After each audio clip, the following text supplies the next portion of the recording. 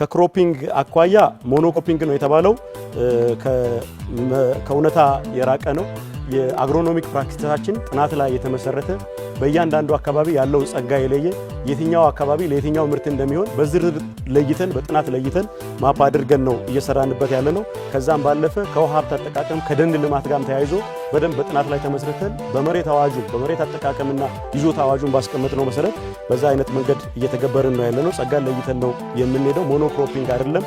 የአግሮኖሚክ ፕራክቲሱን ምንም ሳትገነዘቡ ሳታዩት ለማስረዳት ባትሞክሩ ጥሩ ነው። በርካታ ሳይንቲስቶች አሉ። የኢትዮጵያ የግብርና ትራንስፎርሜሽን ኢንስቲትዩት የሚባል ኤቲአይ የሚባል በጣም ጠንካራ ተቋም አለ።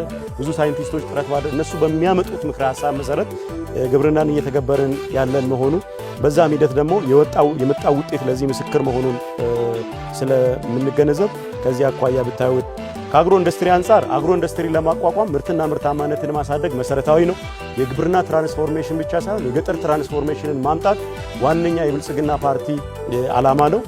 ስለዚህ በግብርናው በመናስመዘግበው የምርትና ምርታማነት መጠን ሁሉም ወረዳዎች እንደየጸጋቸው 3-2-1 የሚል ስትራቴጂ ነው የምንከተለው ማለት ነው። በጣም የተትረፈረፈ የግብርና ምርት ጸጋ ያላቸው ወረዳዎች በየወረዳው አግሮ ፕሮሰሲንግ የሆኑ የእንስሳት ወር የእጽዋት ሊሆን ይችላል፣ የእህል ሊሆን ይችላል። አግሮ ፕሮሰስ የሚያደርጉት 3 ኢንዱስትሪ እንዲኖራቸው አቅደን እየሰራን ያለ ነው። በመካከለኛ ደረጃ ያሉት ደግሞ 2 እንዲኖራቸው፣ አነስተኛ ጸጋ ያላቸው ወረዳዎች ደግሞ እንደ ሁኔታው አንዳንድ ኢንዱስትሪዎች እንዲኖራቸው በማድረግ በአጠቃላይ የግብርና ምርትና ምርታማነቱ ወደ አግሮ ኢንዱስትሪና ወደ ኢኮኖሚ መዋቅራዊ ሽግግር እንዲሄድ በዛ ትኩረት አድርገን እየሰራን መሆኑን ለማስቀመጥ ነው።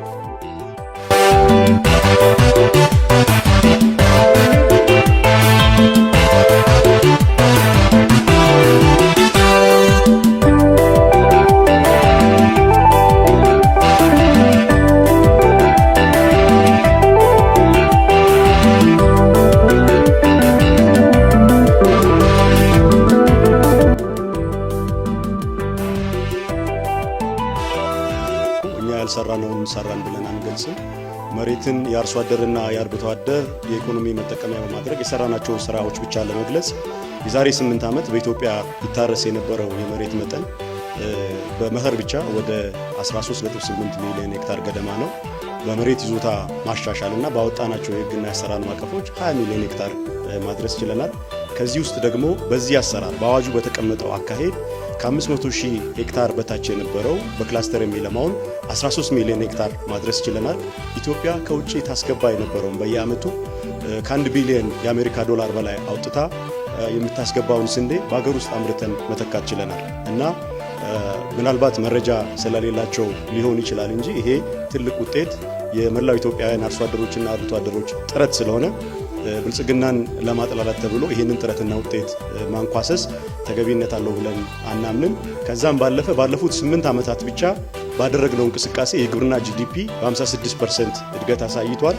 የሰው ኃይል ምርታማነታችን 47% ጭማሪ አሳይቷል። መሬት ላይ ደግሞ በአረንጓዴ አሻራ በአፈርና ውሃ ጥበቃ በሰራናቸውና መሬትን ጠብቆ ለትውልድ ለማስተላለፍ ባደረግነው ርብርብ 33.6 ሚሊዮን ሄክታር በስነ አካላዊና በባዮሎጂካል መንገድ መሬትን እንዲያገግም ለልማት እንዲውል ማድረግ ችለናል። ይሄ ሁሉም ሀገራት የመሰከሩበት ኢትዮጵያ ከዚህ የተነሳ ዓለም አቀፍ እውቅናን አግኝታ ኮፕ32ን የሚያክል ትላልቅ ዓለም አቀፍ መድረኮችን እንድታስተናግድ እድል ያገኘችበትና ብሔራዊ ኩራት የሆነን ነገር ነው። ስለዚህ ከፓርቲዎች ጋር ባለን የሀሳብ ልዩነት ብቻ የተሰራውን ነገር ለማንኳሰስ የሀገር ኩራት የአርሶ አደሮችና የአርብቶ አደሮቻችን የጥረት ውጤት የሆኑ ነገሮችን ማንኳሰስ ተገቢነት አለው ብለን አናምንም።